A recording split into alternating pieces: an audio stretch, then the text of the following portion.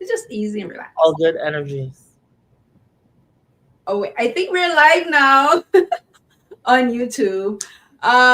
For anyone watching, no one is watching yet, so luckily I'm gonna edit all of this at the end and repost it on YouTube. Sounds good. Um, so I think am I recording?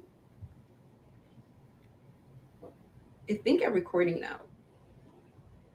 I think. Yeah. Um, okay, so what we and on the site we'll see people commenting on stuff, and I think I can share this. I'm also going to share this link to my Twitter and my Blue Sky account as well. So we're live, but yeah, it's fine. Um,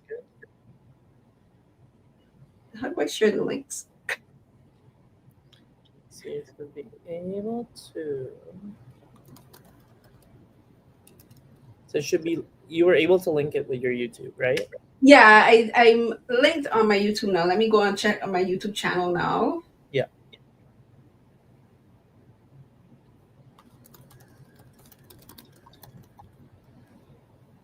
I don't know.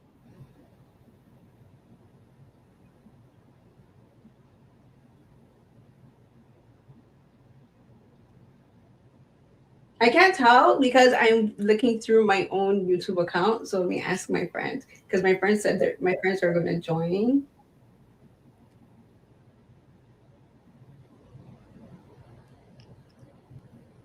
So how was your day going? So Day's pretty good. It's definitely a packed day today. While still dealing with some jet lag. Um, but it's a bright, beautiful, sunny day in Vancouver, and can't complain. It could be worse. how is you said it's sunny in Vancouver? Is Yeah, it chilly? chilly-ish with the breeze, but without it, it's pretty warm. It's classic spring Vancouver. Cherry blossoms everywhere. Makes it extra beautiful.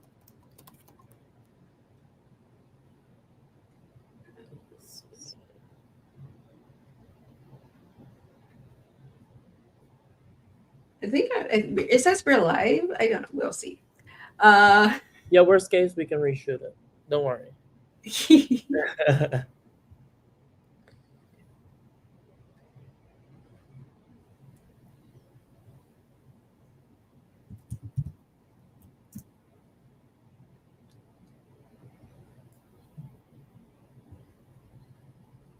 because I'm looking also where to like share the link to do it because I'm using a platform called StreamYard, which works with YouTube and it allows you to like share platforms with Yeah. people. So that's how I was able to invite you because with YouTube you can only live stream yourself. Mm, that makes Which I sense. think yeah, I think these people are all set up scam. So let me see. Settings, audio layouts.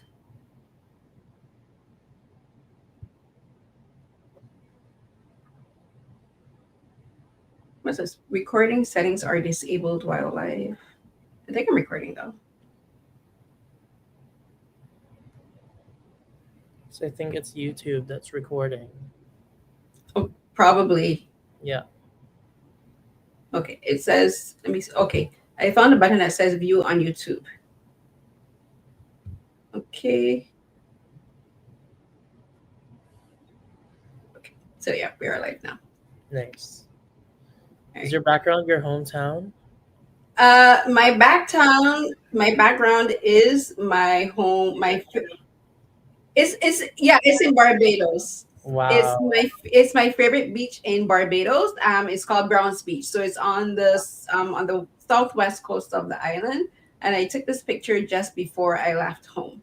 Very cool. It looks the same as the beaches in the Philippines. I know I was looking at some footage of the beaches in the Philippines, and they are um, not only the beaches, but some of the locations look very much like some locations in Barbados. So Very I do cool. want to go. I want to go to like the Philippines and Indonesia and Bali one day, and maybe hopefully Malaysia.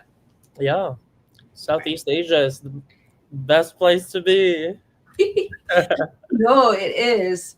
Oh, you know what? I know how I can share the link now. If I go back to view on YouTube, Hmm. I can continue to YouTube, take the link and share on.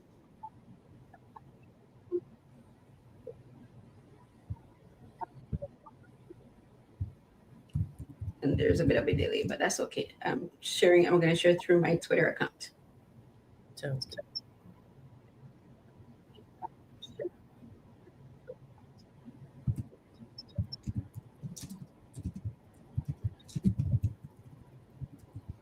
What was that?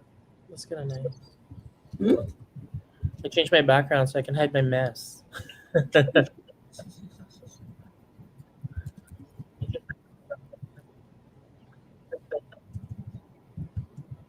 Yeah, all I have behind me is like a wall I painted teal. Oh, you painted it teal? Yeah, Very cool. I like teal. yeah, teal is my favorite color. You would notice in the Canadian Adobo film, we've used some green, teal tones Mm-hmm. in it. A lot. Actually, a lot.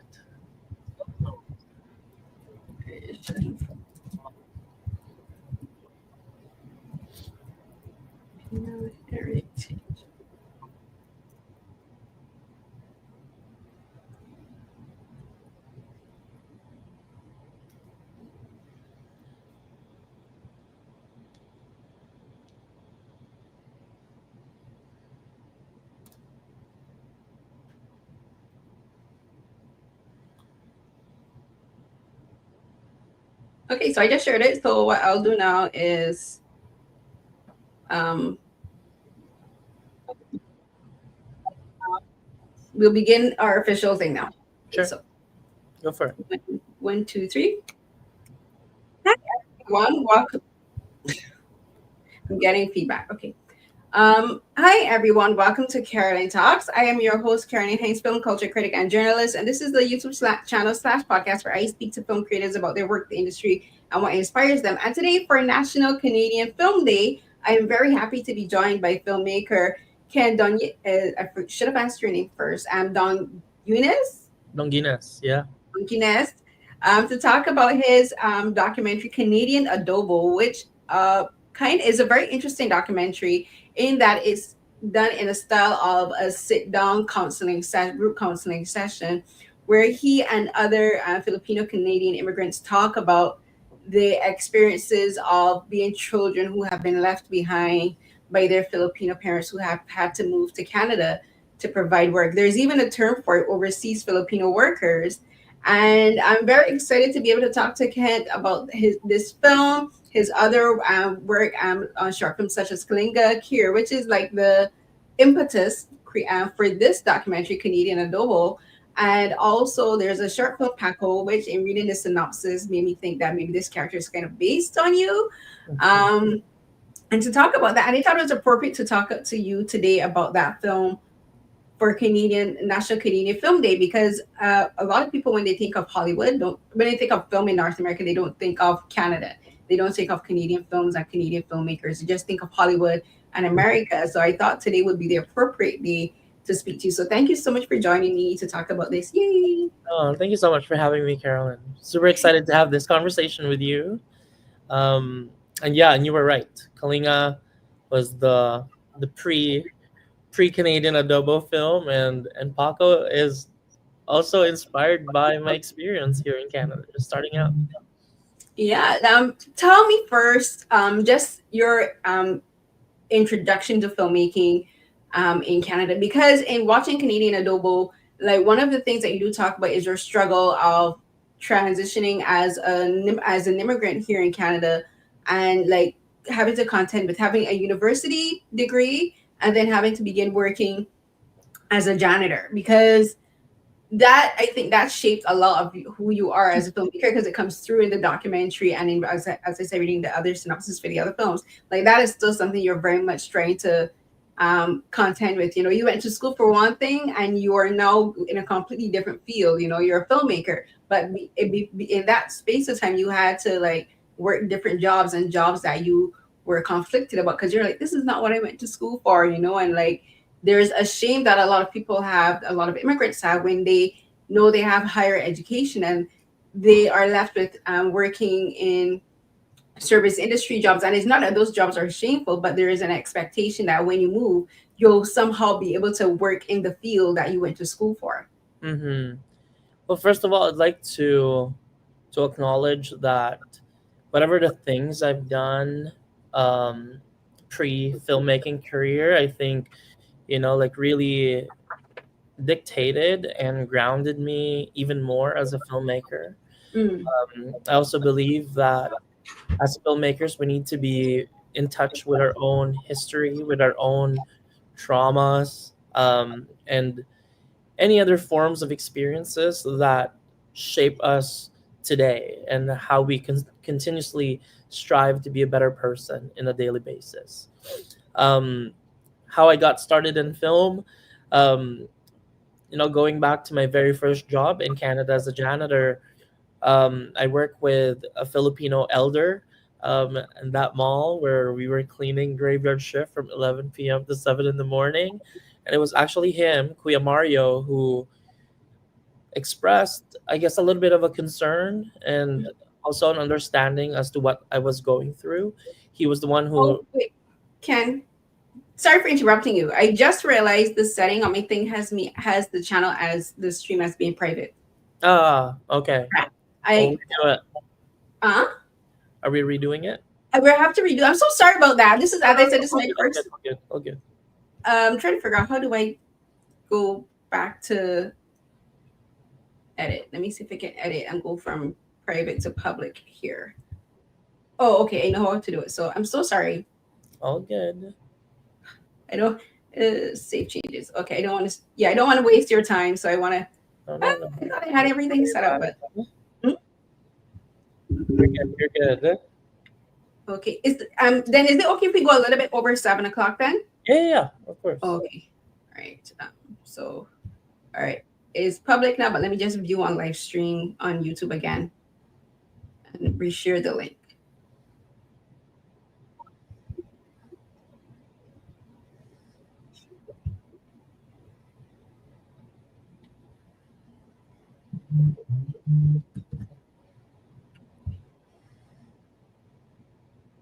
Hmm.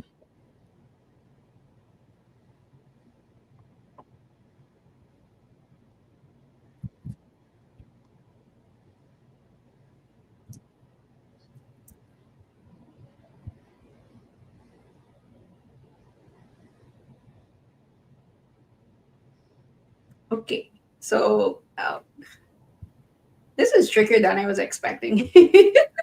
It's all good. Tech's always evolving. Sometimes, I sometimes I feel like a grandpa because I can't find things on my phone. So you're good. It is true. I always say like tech is my nemesis. Like I when if Skynet ever evolves, comes and consider how Gen AI is, like I'm always like it's gonna come for me because it has it up for me. Um, We're always playing catch up with technology. I know, right? So I do. I think we're also recording. So okay. So I think is it recording? Yes. Okay. So I'll begin again. That's it. Take two. Take two. This is Uh, how it goes. you got it. We can do this.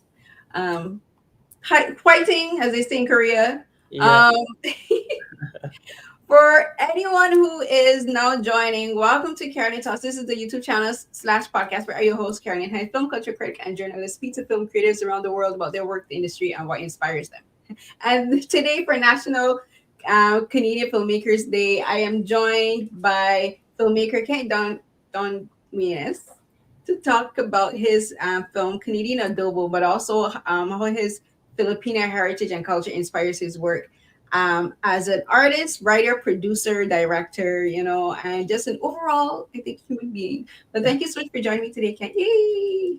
Thank you so much for having me, Carolyn. I'm definitely excited to chat with you about my work, both in film and just my experience in general as a Filipino Canadian filmmaker. So thank you for Yes. having me.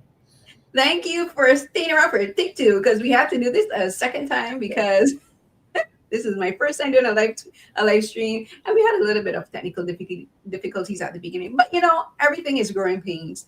And in speaking of growing pains, I think that is my perfect segue now to talk about Canadian Adobo. So Canadian Adobo is a documentary that you did to kind of work your way through your feelings of abandonment and loneliness and insecurities of being a young boy who was left by his mother at 6 years old in the Philippines, who came over to North America to be overseas Filipino worker. So the abbreviation is OFW, which your dad used in the film.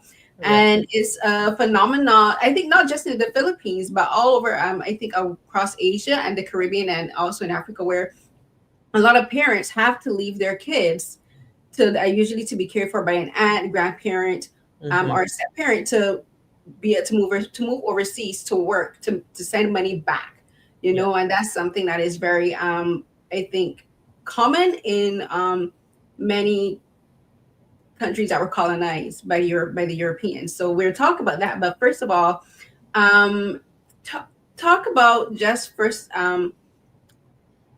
your like your feelings of insecurity coming here, because one of the things that you start talking about in the film is how you are still struggling with your identity as a grown man because Mm-hmm. of what happened to you as a child. Because your mom, I when you explain how she did it, it was just like that. Kind of sounds like the old stories they used to tell back in the day, where they'll say a father is going out to buy cigarettes and never comes back. But in your case, your mom told you 6 years old, sleeping, wake you up, say, "I'm going to the store to buy you a new toy," and she never comes back. Mm-hmm. Talk to me first about being so vulnerable to and in creating a film about a situation that still has such a significant impact on you, because it changed your entire perception of who you were, and I think also your culture. Yeah. Well, first of all, I'd like to state that as a filmmaker, I like to tell stories that are deeply connected to me, whether I'm doing a documentary or doing a fiction work. I think there's some kind of magic that comes with the work when it's a piece of me. In this case, like, it's pretty much my upbringing, and obviously there were a lot of insecurities that have developed all throughout my childhood, even as an adult. But it's those experiences that really allowed me to play with my perception a little bit. Like, the way I see it, I could have been a totally different person if I reacted to that experience in a negative way. But I chose to stand my ground, understand, and let things unfold in front of me as I experience and go through it. Like you said earlier, this is a story that's not only familiar in the Filipino community, but it's a story that connects many other countries that have been colonized by Europeans, or the Western culture. And at the end of the day, when experiences like this are told, especially in the most raw and authentic approach, like how we did it with Canadian Adobo, people tend to listen more. That's why we ended up making this movie. Yeah, and for Canadian Adobo, like the impetus was a short film you made, called Kalinga, which is here in Tagalog, and that film is the impetus for Canadian Adobo. So that one is interesting, where you focus mainly on the OFWs, the overseas Filipino workers, but Canadian Adobo is about the children of those overseas Filipino workers. Um, was that an intentional choice in deciding I want to make a film about the parents first and then the children, or was that just like because Kalinga, I believe, was written by Moira Tan, correct? No, No, that was I Paco. wrote Paco was Paco, written yeah. by Paco was written by Yeah, Moira Tan. Kalinga was still mine. The thing about, first of all, I don't believe in coincidences anymore. I think we're bound to do certain things to then trigger, what's coming up next. And Kalinga and Canadian Adobo is one of those few things in my life. When I made Kalinga, the intention was to really understand what my mom had to go through when she left me when I was young, through the eyes of Filipino caregivers and nannies who have come here in Vancouver. And after making that film, we did an impact campaign where we brought the film closer to the community for about 2.5 years with the help of Story Money Impact. And the most common thing that really came out of the conversations that we've had with the film is that where are the kids? Like, it would have been more interesting if we heard the side of the kids, and kind of riding that momentum led me to the development of Canadian Adobo and Telus Originals. Our funder was just so generous in greenlighting the project in a very short amount of time as well. Um, because if it wasn't for them, I wouldn't have been able to, interview new families, interview Mm. kids, and get to know their stories. So yeah, it's those two kind of are kind of hand in hand indirectly, but still uh, standalone projects on their own right. Right. And what was it like for you first making a story about the parents, because you have such an intimate connection, and with that alone, just before talking about the just the your own personal experience as a child, but just like in having not only been a child but in watching it happen to other kids, like your own sister Chris, like she went through that not only with your mom but eventually your dad, who then Yeah. eventually remarried. So what was it like for you as the director, kind of like just looking on from the outside, as a child observing it, but then as a filmmaker having to present it on camera? When I was working with the parents first, um, I thought that the most effective way, or the only way that I'm really going to be able to feel connected with them, is when they understand where I'm coming from. Mm. So a lot of the pre-interviews, a lot of the research phase of it was just really getting to know them as parents while they're getting to know me as a child of an immigrant, as a child of a caregiver or a nanny. And finding that balance without making it, exploitative of their experience, and just allowing them to have the space and, the attention of the camera and the people who are watching the film, is what they needed. And I saw them having that conversation, like more and more, like seeing them more, getting more comfortable as we're having those hard conversations, really allowed me to get the story out of them. Because, at first glance, you would think this is just going to be another documentary on caregivers and nannies, but it's not. It's actually a film that speaks volumes of what these caregivers and nannies have gone through in a country where they're caring for its people, while neglecting the question at the end of the day, who takes care of them. I think finding that common ground really allowed us to connect more in a more personal and a more intimate way. And I think so, because and I think because that was, you had that experience, it made it more, um when if for Canadian Adobo, I think because you included both the parents and the kids this time, it gave you the insight that you needed to realize, oh, the film can't be just about the kids. Like, the parents have to be there, because it does affect the parents, because the parents are watching their children going through this and feeling like they can't do anything to help. So talk about just the process of getting Canadian Adobo off the ground with regards to production, because you have Kalinga, I always say that sometimes short films are like proof of concepts, Mhm. so you have like Kalinga as a proof of concept, and you're like, okay, now I want to make a feature film, and this is proof of concept that we know how we want to do it, we know what it's going to be about. So talk to me a bit about just the funding aspect, because before we get into the actual meat of the film, you have to talk Mhm. about the process. And I Yeah, always try to get filmmakers to talk about the process of making a film, especially in Canada, yeah, because the process is individual. It's like funding, like the way you go through funding, finding producers, finding the equipment, all of that kind of stuff, and then finding the guests that you want to participate on the film. yeah. I think for Canadian Adobo, we definitely got lucky, um, that there was already a momentum happening with Kalinga prior to getting Canadian Adobo made. Mm. Um, like I was in touch with one of the executives at Telus Originals, and one of the conversations we had was what my first feature looks like.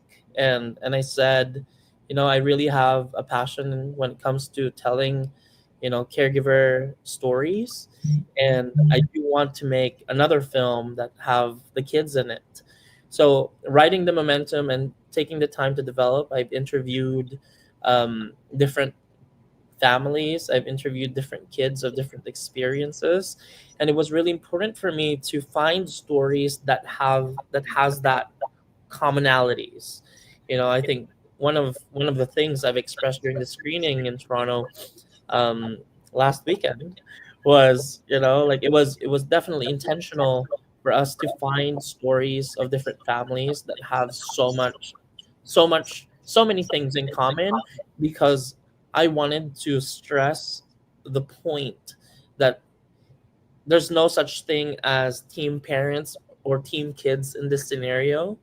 That at the end of the day, both opinions, both experiences are valid, and it's these experiences that strengthens the relationships as families.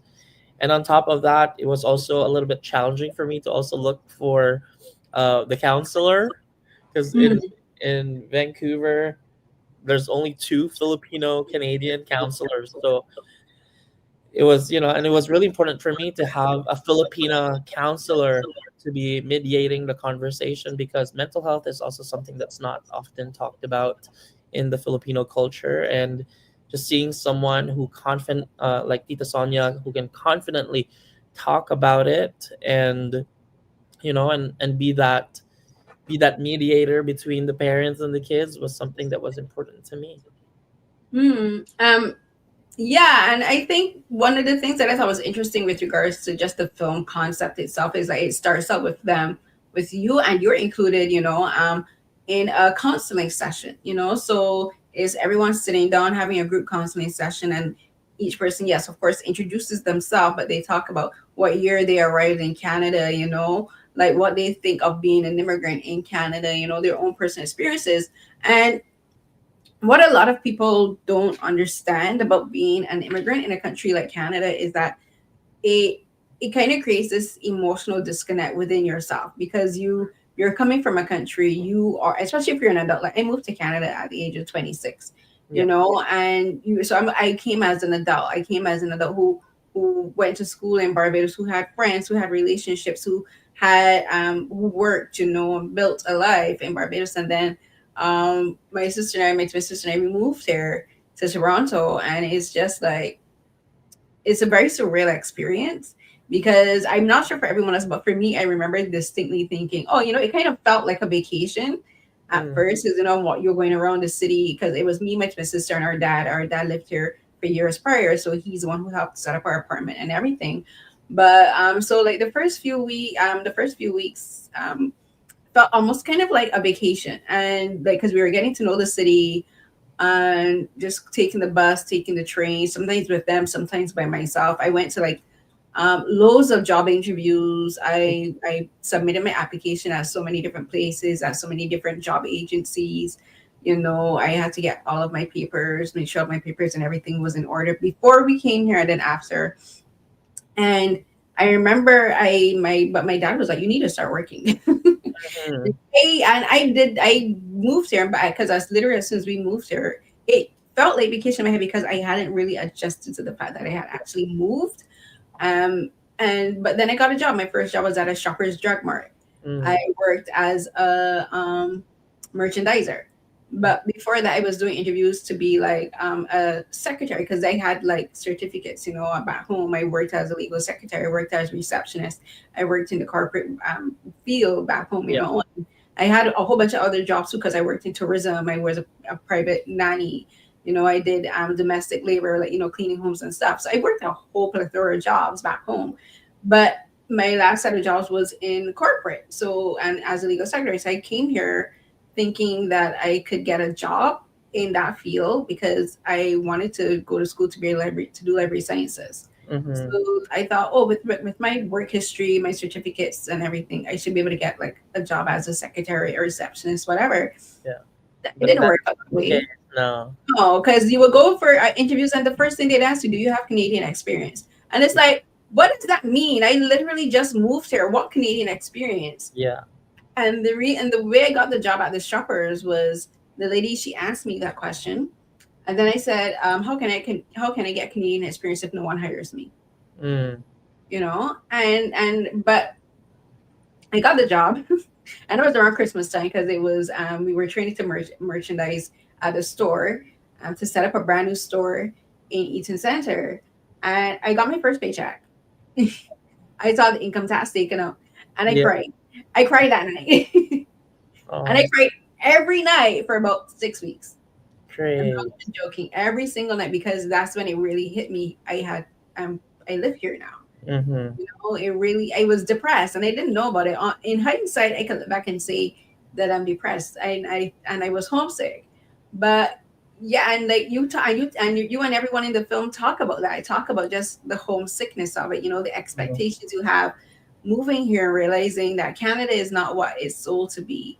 You Mm-hmm. know, Canada is not what you think it is. You know, what we watch on the films, in the Yeah. TV shows. You know, like Canada is a place that will break you, and it does break you to an extent. When I was here doing my high school, I had to get a high school diploma. I was doing grade 11 chemistry with biochemists. Mm. I was doing grade 11 chemistry with a physicist from Japan. I was doing grade 12 biology with a gynecologist from I believe they're from Afghanistan. I Mm-hmm. was doing grade 12 biology with a veterinarian from Mexico. Mm.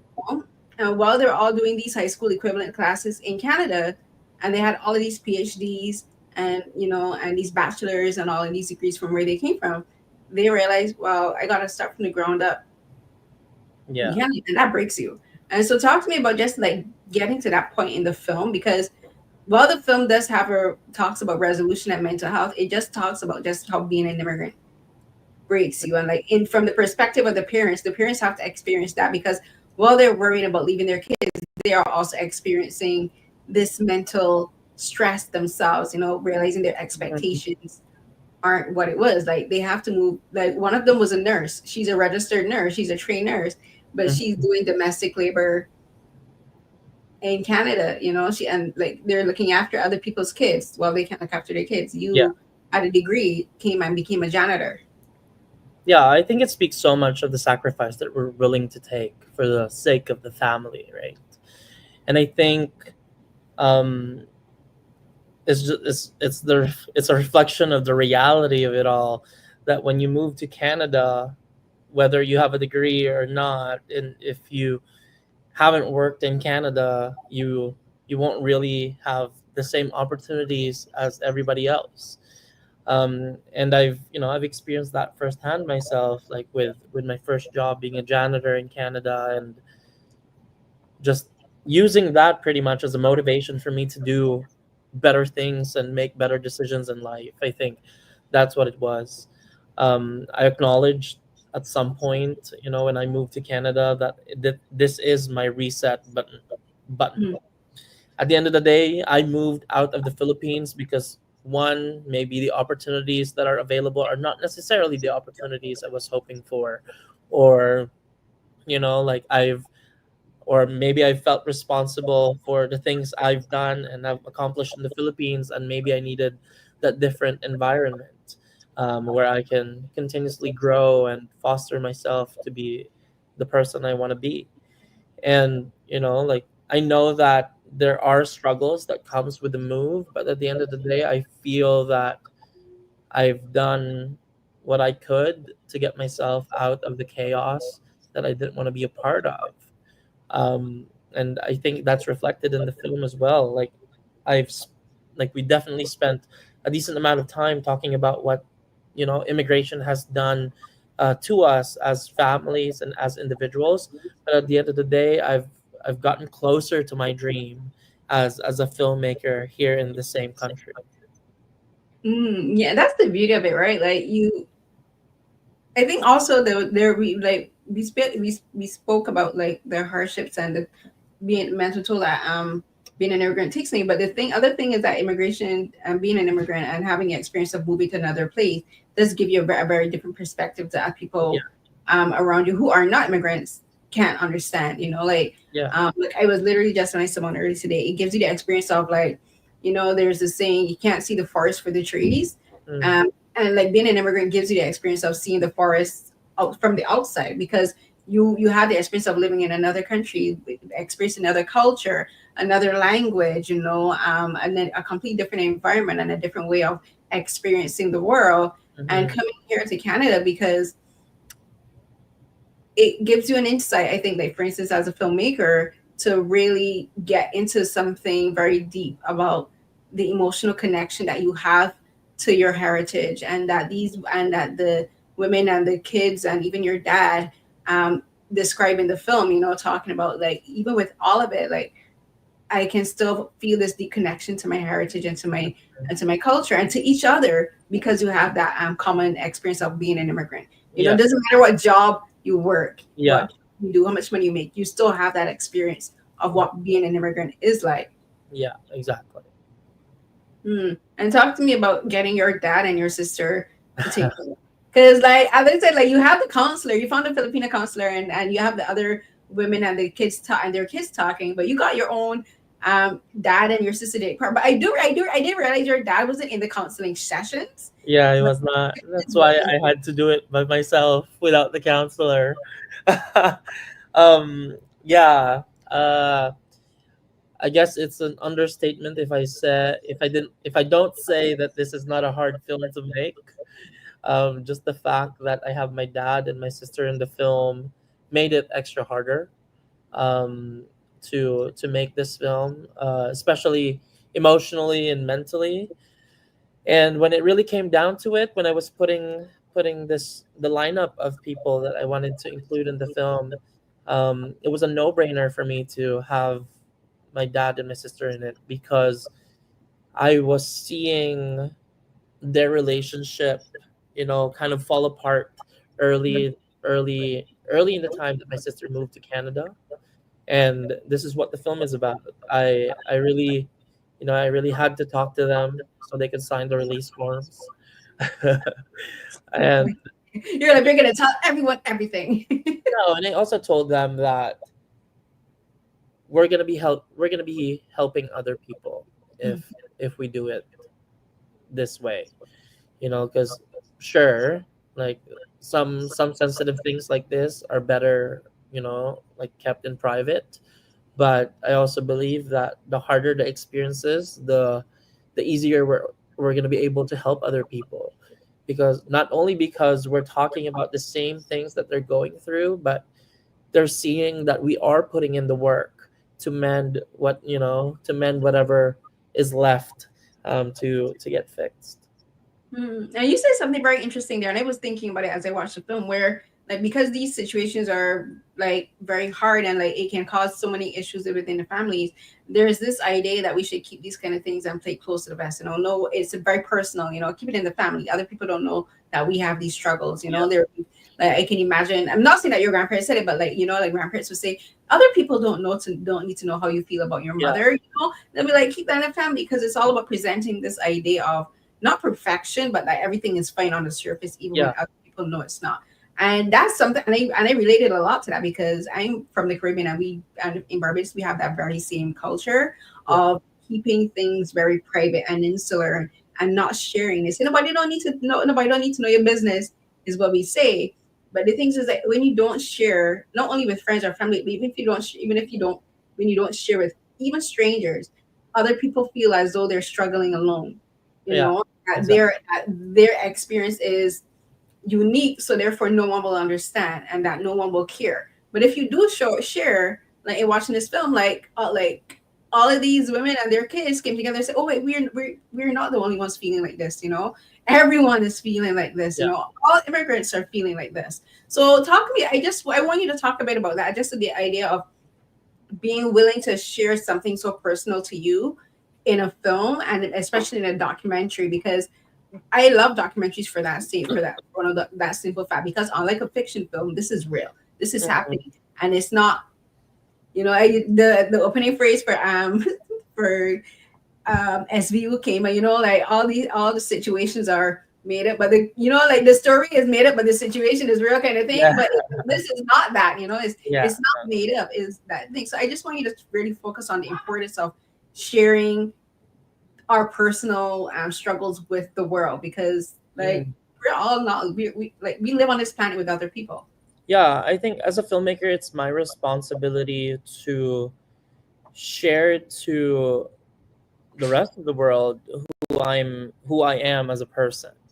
Like I think as a filmmaker, it's one thing for us to come up with ideas and then make movies about our ideas. I Mhm. think it's another thing to don't it's another thing to not go too far and tell stories that I already know and then unpack that a little bit, because I think it's not only it's not gimmicky, if that makes Mhm. sense. It comes from a special place, it comes from a very personal place, and if I can be vulnerable with my audiences will be vulnerable to me as well. I think that's the most important part for me as a documentary filmmaker. If I can open up a little bit more, my audiences tend to open up even more after they've watched the films I make. And it's and Canadian Adobo is one of those films that will leave you very, very meditative. Sometimes people would avoid films like this because they don't want to revisit, or re-traumatize themselves. But when people watch something like this, where the filmmaker and the filmmaker's family or other families are openly talking about their experiences and vulnerable in camera, it allows people to have a deeper understanding of their experiences as well, outside of what they just watched. And the cherry on top is that it's a movie that they then won't forget, because usually like we're in this day and age where content is constantly produced, whether it's short form, long form, it's features, it's serial. But at the end of the day, once we watch a movie, people just think about it as another movie that now they can forget about it because they just watched it. But a film like Canadian Adobo, that's why I took the courage and tried to find the strength to tell this on the way it is to allow people to remember that they're not alone in the process, that they have gone through the same experiences as the families they've featured in, that they've spent that same time with their parents where they're questioning if their sacrifices were worth it. And I think this is not going to change. I think my next documentary that's coming out, I'm also in it. So it's kind of a pattern. I think just coming out as an emerging filmmaker, Filipino Canadian filmmaker, I find strength in my own experiences, and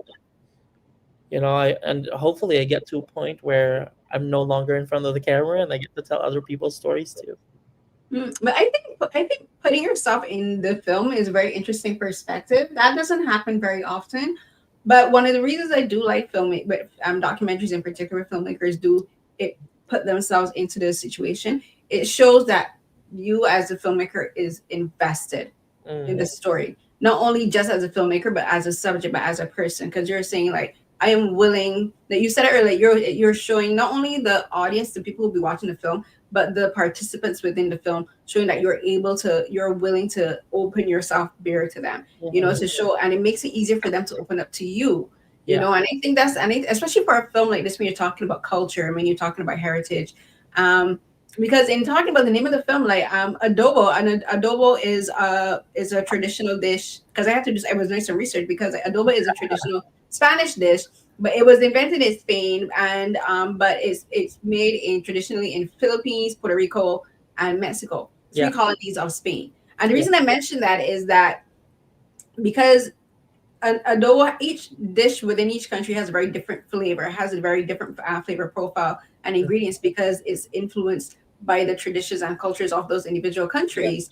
But they do share that common history of being colonial projects of Spain, and me again being an immigrant of Barbados, which was a colony, not only of Britain but also of Spain, because that's where the name Barbados comes from. Those Barbados, the Yeah. bearded fig tree. Like as a filmmaker, you're showing like I have this common history with my subjects, and I have this common history with the people I'm expecting to bear my soul with. And I mentioned the adobo, the name of the adobo, because that name just alone shows that you're thinking very intentionally about what you want with the film, but as a filmmaker, Mm-hmm. because you're showing the audience like this is a film. Yes, it's about Canadian immigrants, but it's also about Canadian immigrants with very specific history, with a very Yeah. specific culture, with a very specific background. Just talking about the naming process, because I'm always very curious about why filmmakers name their films the way they do. Because I can have my own interpretation of it, Yeah. but your interpretation of it could be something completely different. You could be just like, I just like adobo. No, but I think you got it. Canadian Adobo was the original title of the doc, and as we were making the film, we've been trying to find ways to kind of come up with a more cinematic title. But then we ended up going back to the old title because to me, when I came up with the title, adobo as a dish, wherever you go, you're still gonna be able to make it. And just like the kids and just like the parents wherever they are, whether they're in the Philippines or in Canada, they've acclimated just like the dish adobo. And in addition to that, of course, like your read into it is also very correct. That that there's definitely like a sense of paying homage to the dish being a colonizer's dish, and how they've brought that dish into our country, but also just celebrating what is available around us. And just like the kids, they moved to Canada, they acclimated, and you can still make an adobo, whether Mhm. it's with pork, chicken, beef. It's it's the same thing. Can you make fish though? Can there be a fish adobo, or does it have? Yes, it's in the film. You'll see it in the film. I was wondering. I was thinking about it. Like, I'm like, is there like a particular? Is it does it have to be like tilapia? Could it be like red snapper? It's any fish that's available. And talking about the inserts in the film, but something that I thought that you did in the film that I really liked is you have these little inserts, B-roll inserts in the film where like you have where one of the guests would say something very specific and you bring up an image about it. For instance, like one of the ladies, she talks about her favorite Filipino snack, which is this sweet corn popcorn snack, and you Yeah. show an image of that. There's a section in the film where they're talking about birthdays where the mothers would usually only come home for the birthdays, and as they're talking about the years progressing, the more and more years, like each candle gets blown out eventually, and it's talking about how the cake is there to eat the cake, but the sentiment of the cake is kind of bittersweet because it means as soon as the candle is blown out, the cake he's eating, they gotta go back to this Yeah. to North America. And Yeah. then there's one where the girl where she's talking about, I believe is it Jane? She's talking about her dad having to figure out how to cook now that the mother isn't there, and he makes sardine. And the Mm. reason that made me laugh is because that exact brand of sardine is sold in Barbados, sardine and red tomato sauce. Yeah. And you show the can, and then like the plate is there, and that kind of made me very nostalgic, not only because it's a product that is sold in Barbados, but like my grandmother used to eat sardine, and when I was young, I hated canned sardine, hated Yeah. it with a passion. But as an adult, I only started to eat it probably in my 20s.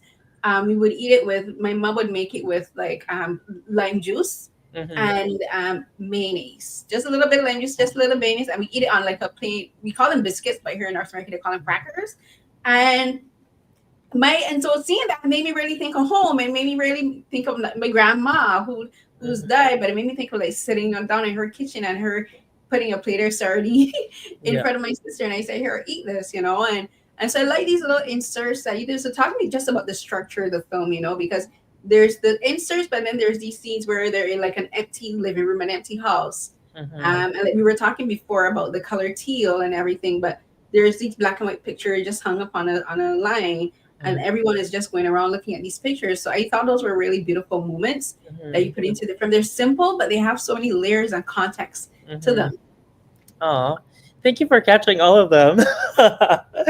To me, I really didn't want to overly dramatize their stories, like just the fact that we're hearing their stories with them on a sit down interview, that should be enough for us as an audience member to get to know who our characters are in the film. But it's these inserts that we did, or these b-rolls that we did, to pay homage to what a typical Filipino household would look like in the Philippines. That's why there are moments that you see the snacks. There are moments that you see that grain of rice. That there's the that scene with the sardines, the packed lunch, the empty chair. Like that's these are things that you will commonly see in a Filipino household with or without a parent. Mm-hmm. Just the fact that these little things um, have become core memories for us as kids and as parents, it's a testament that when nobody is around us, we tend to associate certain things to certain parts of our lives back in the Philippines, or whether we're or even our lives here in Vancouver.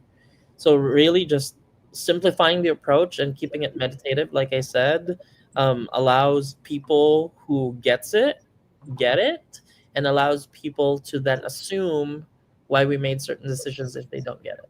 Mm. So okay, so for those vignettes and those inserts, um they came after the record after the sessions would have been recorded. You Yes, have yes. your main A-roll and all of this, and then you're going through the editing process, and you're like, we need inserts. How did you figure out what you wanted to focus on to make an insert? Because they could have said any other thing, and Yeah. you could have referenced any other thing they said, but you're like, what is it about these particular things that you said, this is what I want to insert and this is how I'm going to do it? Because the Yeah. lighting of those scenes and the cinematography and the setup is very specific. Like to me was, I knew off the bat that I didn't want to go crazy with the B rolls. Mm. I knew that the story will unfold on its own.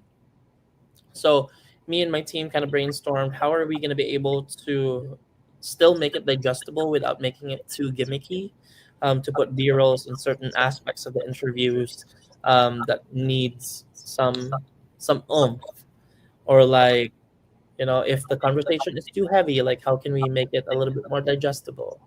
And yeah, then we came back to that idea, like what are the things that are being mentioned that you can easily find in a Filipino household, and finding those moments, of course. Shout out to our editor Oz for catching all those moments, and we were able to capture the rest of the b-rolls and the inserts that we needed for those moments. Yeah, because some of them are very poignant, like the empty chair, because that's symbolic of the parent not being there. There being no one to watch the kids. There is someone to watch the kids, like because they're left with like grandparents and aunts and uncles.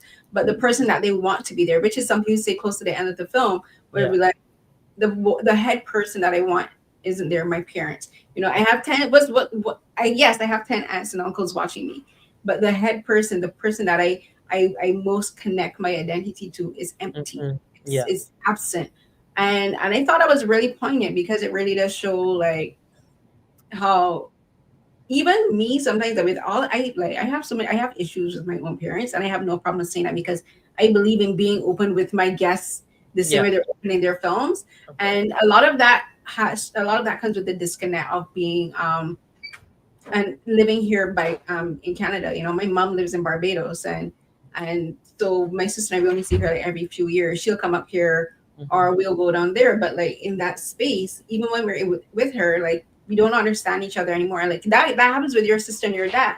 And your Yeah. sister, your dad is like, she's like, I'm an adult, but you haven't been there. Like you haven't been there as I've been growing, but you still want to control me. And like I really connected a lot to your sister in that because I am an adult and my parents still want to dictate certain things to me. And I'm like, you don't get to do that anymore. Exactly.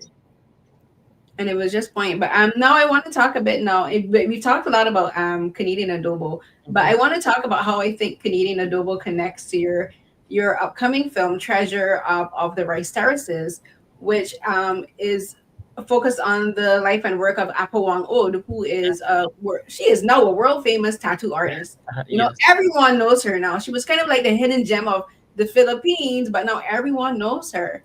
And I kind of saw like there's a through line in your films.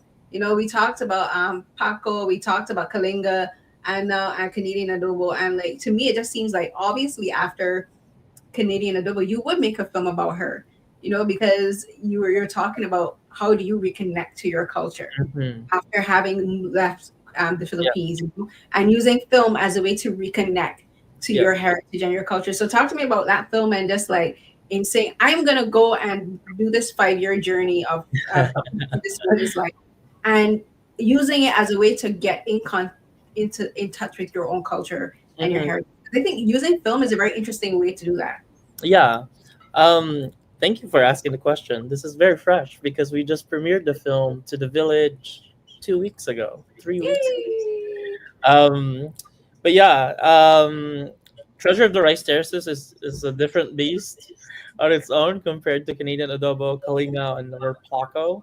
Um, but there is a through line. Like there is this. This has been a long journey for me. Not just being in film, but also getting to know myself even more. So when I finished Canadian Adobo, we were also finishing Treasure. These two productions were actually happening at the same time, but Treasure of the Rice Terraces was written back in 2019. We went and go check out the village for research in 2020, and then COVID hit, and then we came back in 2023 to cap our development, and then finished off filming in 2024, January 2024, for the rest of the film. And you're right. Now that I have this sense of understanding of what my background is in relation to my parents and how I was brought up. It was perfect timing for me to then dive deeper into my culture. I have a certain fascination towards tattoos. I dreamt of Apa Wangod for 2 weeks straight, um, without even knowing who she was back then, and it, that alone allowed me to dig deeper into my culture and get to know things that I didn't really know as a Filipino growing up in the Philippines. And the longer I was here in Canada, the more I realized that how less of a Filipino I've become, because not only I don't sound Filipino anymore, I'm finding myself liking other things that are not Filipino over anything that's Filipino. So tackling that in a film was also very refreshing because Canadian Adobo, Kalinga, Paco, these are tearjerker films, and Mhm. Treasure of the Rice Terraces is not. Like it's really a film that redefines what a Filipino identity is today, given that there's still part of our culture that remains 100% Filipino. And knowing that Apawang Od is one of those torch bearers of keeping the Filipino identity alive at 108 years old this year, is something that I was just so happy to tackle. It's Treasure of the Rice Terraces. At first glance, might feel that it's a film about Apo, but it's not. It's really about my quest to understanding my Filipino identity through traditional Filipino tattoos, and how that specific culture has not only shaped but has inspired artists like me, to keep understanding and keep going back to where we come from, because that's where the most interesting stories are, and that's what's shaping us to become the Filipinos we are today. Hmm. And in making all these films right up until Treasure of the Right Stars, what are two things that you think you could say that you've learned not only that you learned about yourself and that you have learned about Filipino culture that you may have um, had pre misconceptions about? Because the thing is, we can have misconceptions about Yeah, ourselves. You know, of course. there's many things about ourselves that become very true once we experience a certain situation. You know, whether we realize how strong we are, realize how like we're not as um, brave as we thought we are until we are Yeah. faced with a particular challenge. So what was it? What's two things? One that you learned about yourself and what that you learned about Filipino culture throughout the years of making these films, ending now with Treasures of the Rice Yeah. The first one, what I learned about myself is how Western patronizing I was. Mm, You know, when I moved to Vancouver, specifically in Vancouver, um, I wasn't really sure if it would be better for me to introduce myself as a Filipino or introduce myself as Canadian at that point. uh, Because I was living in Ottawa already, and I've spent some time in Canada, but I wasn't sure if it was going to be for my benefit if I introduced myself as a Filipino. I just didn't want to be treated as someone less than based on my experience in the Philippines as a Western patronizing country. You know, and then debunking that, and then understanding that no, like I love my culture. There's so much about my culture that I should be proud of, and it's now tattooed on my skin. So that's one thing. Um, what I learned about the Filipino culture, the common misconception, I guess, is that there's still something that's 100% Filipino left in our country. You know, growing up in the Philippines and going to school there, we're always taught about how we were colonized by the Spaniards for 333 years, and then how we then got passed on to the Japanese and then to the Americans. And then we see all the commercials on our TV that's, like that's always about fair skin. Go take this soap so you can have lighter skin. Um, and just finding out that there's still cultures and traditions in the Philippines that have survived that coloni- col- colonization era is something that I'm not only proud of, but also a little bit more interested in getting to know more when it comes to my culture. Now I'm excited to travel more in the Philippines, get to know, we have 7,107 islands. which is absurd to me. Like, So like, I have 7,107 chances to get oh to my know god. the Philippines, um, in and out. And I'm just excited to keep doing and venturing on that, whether it's through film or not. Yes, so many islands, and just like, and then on each island you'll notice there'll be like different dialects, because like in the Yeah, Caribbean there's a Caribbean chain of islands. Like I was explaining someone this weekend. There's the Caribbean islands. There's the chain of islands from like Puerto Rico, Jamaica, Cuba, Dominican Republic, Haiti, coming straight down to like South America, Guyana, Trinidad and Tobago, and Barbados sits right on the outside. yeah. I call this we're the pendant in the jewel of the Caribbean chain, right? And Mhm. every island has all of these, again, talking so much about similarities and heritage and everything, but each island has very distinct Yeah. accent. Each island has very distinct dialect. And in the Philippines, I imagine it's the same way, like everyone, there's just gonna be something that's just gonna be slightly different in the way they speak. Because I want to talk about language a little bit, because in Canadian Adobo, and also like there is a film that I watched at Cine Film Festival, The Kingdom, where and Sunshine, where I thought was interesting. Something that really fascinates me about the Philippines in particular is you can have everyone will be speaking three different languages at the exact same time. You speak in Tagalog, Spanish, and English. Yeah. And in Sunshine, you see the characters moving through these three languages, and in your documentary, like the women and the girls, and it flows through all of these different languages. But Yeah. then there's a film that show called The Kingdom, where everyone spoke in traditional Tagalog. And Yeah. I want to just talk to you just about how being able to speak three different languages, I think for you as a filmmaker gives you an adaptability, because you have to pay attention to what people are saying, and Hmm. as a filmmaker you have to pay attention to what people are saying and doing and all of this. So just talk to me about how not English, how language influences and inspires you as a filmmaker. Mm. Um, I always find languages fascinating. That's why when I went to university, uh, I forgot what the class was called, but I learned 5 different dialects in the Philippines in that Mm, class, and just knowing the foundation of those dialects allowed me to pick up on context clues when listening to people.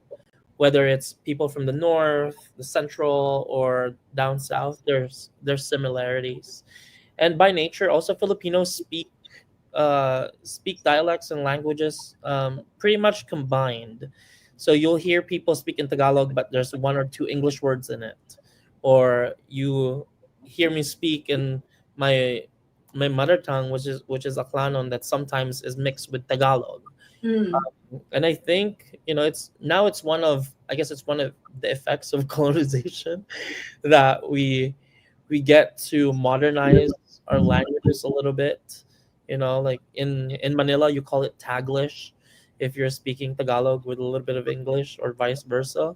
Um, and it allows people to still connect, because at the end of the day, because of the nuances and the context clues that we're all familiar with, it allows us to connect with people. Especially, I love what Bong Joon-ho said when he made Parasite. If people can get over the That one one. image, a subtitle on your screen, you'll get introduced to the rest of cinema outside of Hollywood.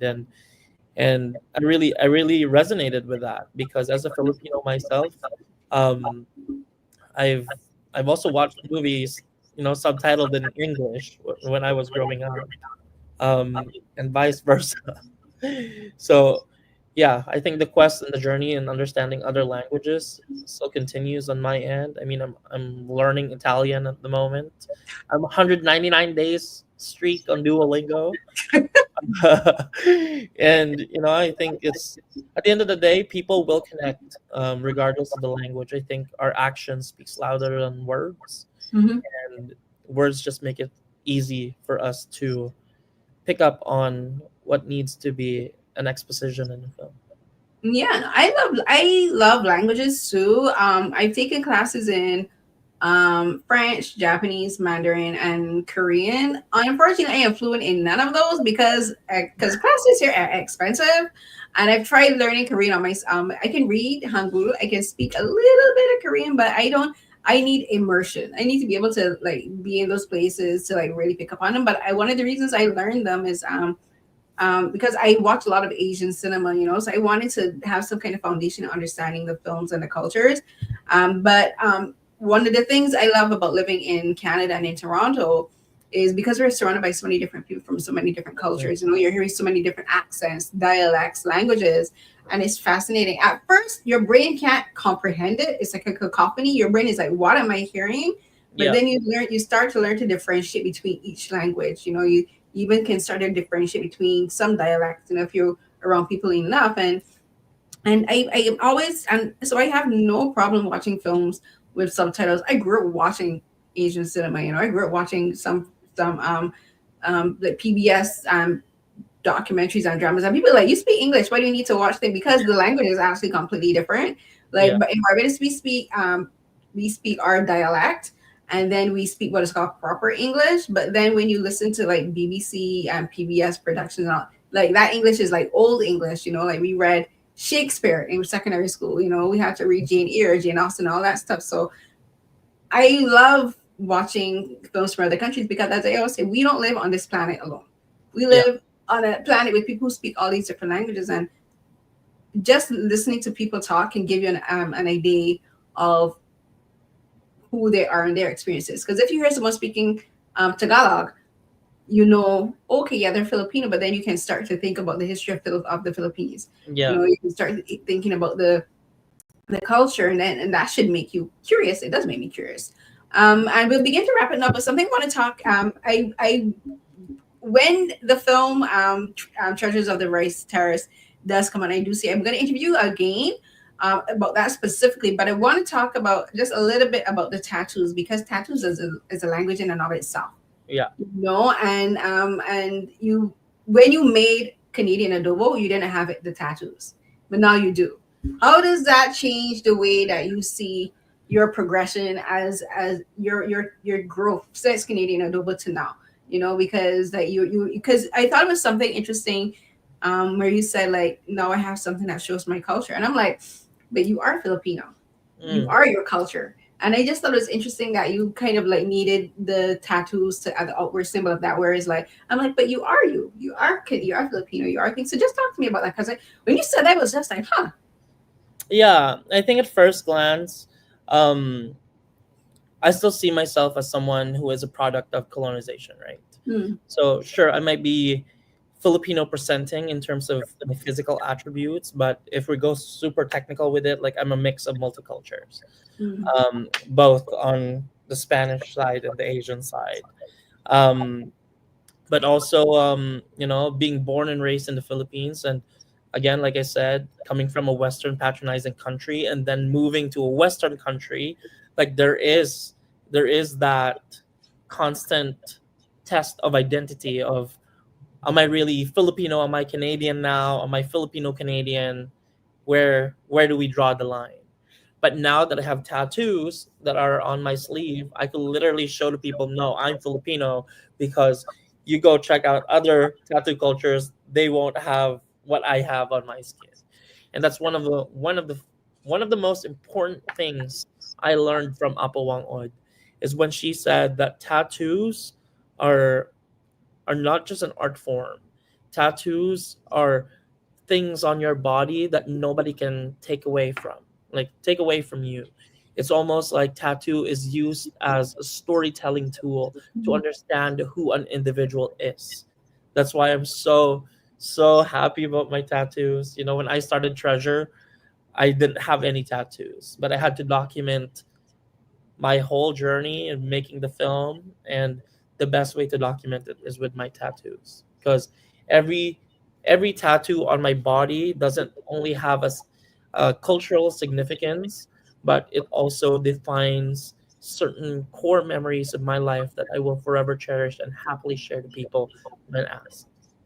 Is there's symbol of your growth, you know, like Yeah, you aren't who you were 5 years ago, like you weren't who you are a year ago, you yeah, know. And as a filmmaker, like it shows that you're growing as a filmmaker too. You're growing yeah, as someone who's learning how to use film as a medium to not only teach other people but to grow yourself personally. yeah. And I think it's also really important to be so confident about your identity today. I think there's always this constant push and pull between understanding who you are as a person, while also considering other people's perspective towards you. And Hmm. what I realized and what I learned through the process is that the more confident I become, the more clear it is to me who I am as a Filipino and as a Filipino Canadian, the more I'm going to be able to influence and inspire other people to do the same. Hmm.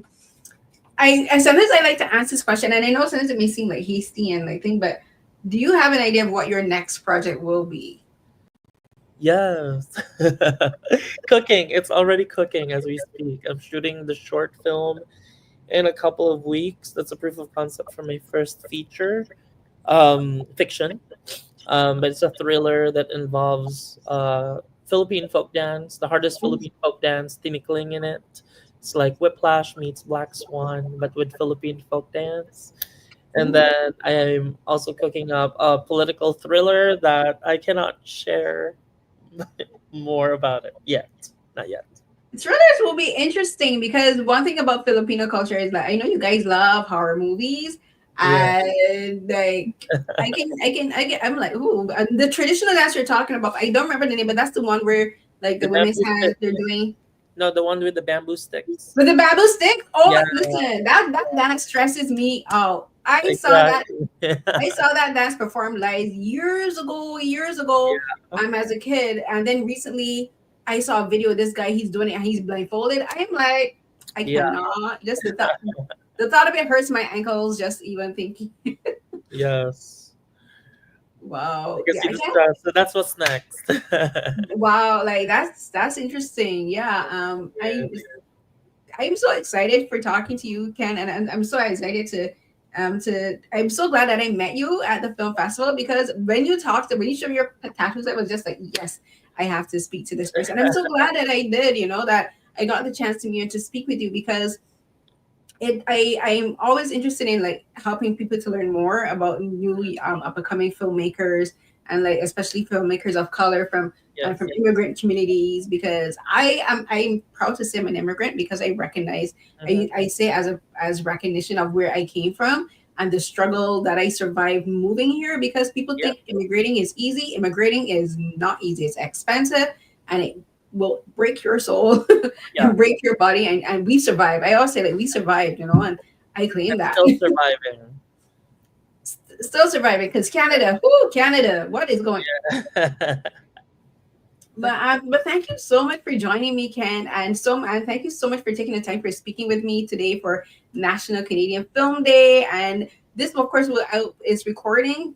It is recording. The light is there, and I'll post it in again on YouTube in video format and in my podcast. But I can't wait to see what you do next. I'm definitely now looking forward to watching Treasures of the Rice. Listen, when I can't even express how much I'm so fascinated by Ado. I'm also like, congratulations to you for doing Thank you so that. much. Thank you so much for having me, Carolyn. No, thank you so much. This was a pleasure. I will let you go now, and I will end the live stream. And I saw people were watching, and then they were dipping in and out, so I don't know what's going on. But whoever watched, thank you for joining us, and I hope you enjoyed it. And this evening at 9 p.m. Eastern, I will be doing a live tweet of the film Brother by Clement Virgo. Nice. So if anyone wants to join the live tweet, please feel free. I'll be using the hashtag #CanFilmDay and Brother. So yeah. Thank you, Carolyn. Thanks. Bye, Ken. Have a good evening. You too.